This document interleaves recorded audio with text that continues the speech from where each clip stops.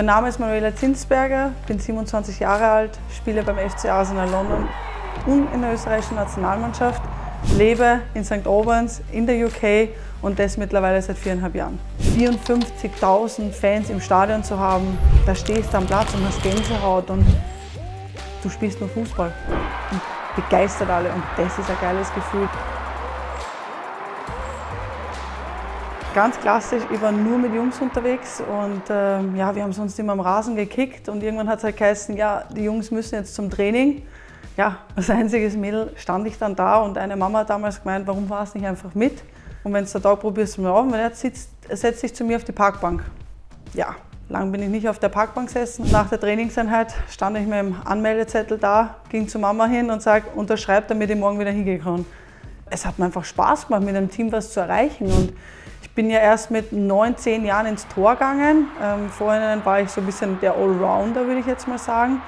Und die wirkliche Frage, ob ich Profifußballerin werde, habe ich mir erst dann gestellt, wo ich ins Nationale Zentrum für Frauenfußball gekommen bin. Und dann habe ich irgendwie die Chance gewittert und habe mir gedacht, warum probierst du das nicht aus? Weil da ist immer so der klassische Satz meiner Mutter, heimkommen kannst immer. Und demnach habe ich einfach alles auf eine Karte gesetzt und habe mir gedacht, all in or nothing.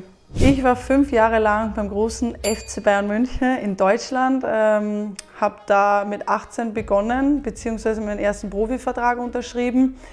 Allerdings habe ich zu dem Zeitpunkt noch eine berufsausbildende Ausbildung zur Bürokauffrau nebendran gemacht, oder beziehungsweise eigentlich hauptberuflich, weil es waren 40 Stunden.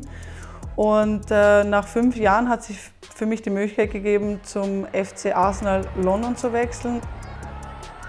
Boah, das hat sich gefühlt um 180 Grad gedreht.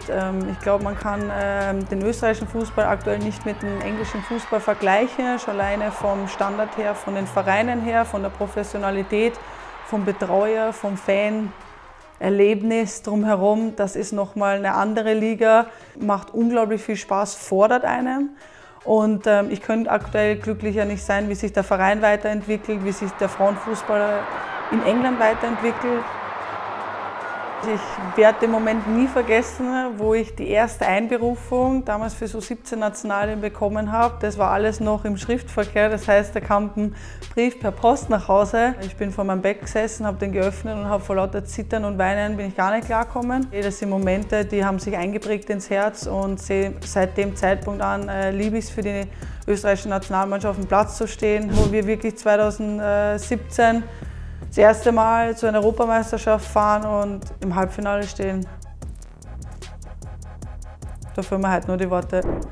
Und gleichzeitig gibt es auch so viele Momente, die nichts mit Trophäen zu tun haben, weil es einfach eine Persönlichkeitsentwicklung ist. Du Freunde fürs Leben findest, du herausfindest, was du im Leben selber möchtest. Und dieses Teamgefühl, das man hat, Großes erreichen zu wollen, das zu spüren, das zu fühlen und gleichzeitig auch mittlerweile Stadien auszufüllen, demnach gerade mit Arsenal. Die wenige Zeit mit Familie, die wenige Zeit mit den Liebsten, die dir nahe sind, die nicht in London leben zum Beispiel, aber man versucht die wenige Zeit zu schätzen. Ich glaube, das ist so das Größte, mit dem man die größte Herausforderung in dem Job.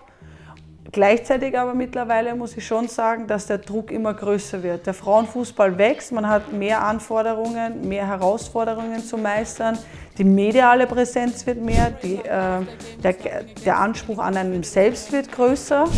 Vorher sind wir von dem Standard ausgegangen, mittlerweile ist er hier.